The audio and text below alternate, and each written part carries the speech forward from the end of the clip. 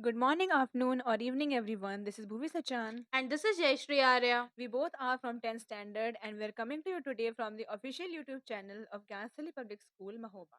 So, Jayashri, I've been hearing a lot of buzz about some new CBSE update of our board exams for 2025 to 26. And what is the big catch everyone is talking about? It's actually pretty major, Bhuvi. For science and social science, the question paper as well as the answer sheet is now strictly divided. So now it's not about what you write; it's about where you write. Wait, so we can't just answer questions in any order like we usually do? Exactly. For science, the paper is strictly divided into three sections: A for biology, B for chemistry, and C for physics, in which we have to write answers in those specific sections. That sounds strict. What if I'm in the middle of the physics section and I suddenly remember a biology answer? Can't I just write it there? Absolutely not. That's a danger zone. CBSE has stated that if you write a physics answer in the biology section, it won't be evaluated. Wow. And does the same rule apply to social science as well? Yes, social science is divided into four sections: history, geography, political science, and economics. All labeled A to D, and no mixing is allowed. That's a lot to remember under pressure. Can I get it corrected during the evaluation if I make a mistake? That's the scariest part. CBSE has already stated that these mistakes cannot be corrected even during reevaluation. So start practicing this separation in your mock tests because boards are just around the corner. Okay, thank you, Jeshri. Let's play a quick game of myth versus fact to help our classmates. I'll give you a rumor and you'll tell me if it's true. Okay, Myth or fact? If I write the correct answer but in the wrong section, the teacher will still give me half marks because they see that my answer is correct and I have knowledge about the topic. myth, absolute myth. The software and the examination department has already stated that these mistakes would not be evaluated. These mistakes is equals to 0 marks, 0 evaluation. So don't risk it. Okay. Second one, myth or fact? We have to use different colored pens for different sections. Myth, please stay with your blue ballpoint pen. Adding colors will just waste your time and might violate board rules. So just keep the content in its right place. Okay, here's the last one. The sections are for long answers only, not for MCQs. Myth, from 1 mark question to 1 mark MCQs to 5 mark long answers questions, each should be in its lane.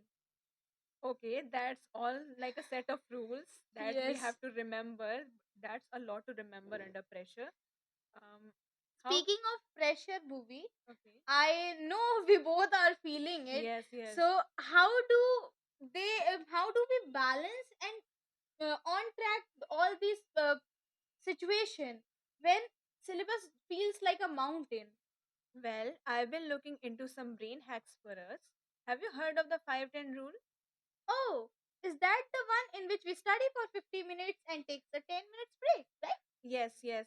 But the big catch is in the 10 minutes, you cannot use your mobile phone because if you use your mobile phone, that 10-minute break will change into an hour and then you will just procrastinate about for your work.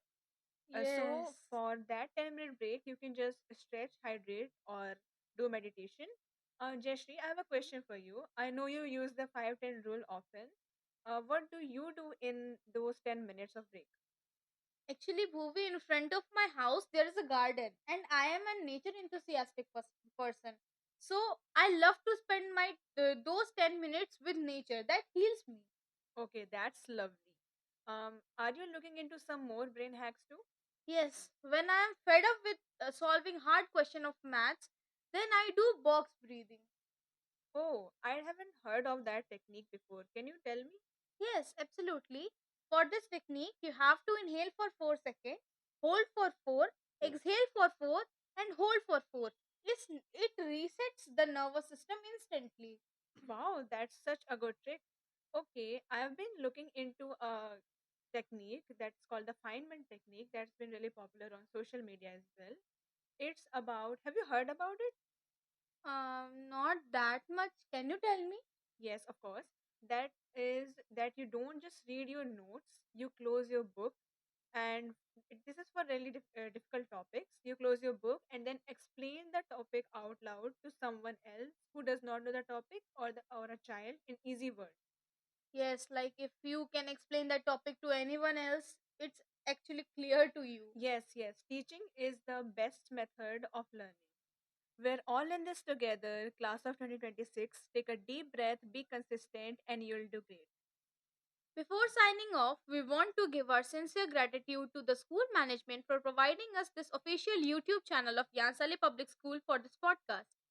And a very special thanks to our teacher, Dr. Sudhir Singh, for the encouragement and guidance that made this podcast possible.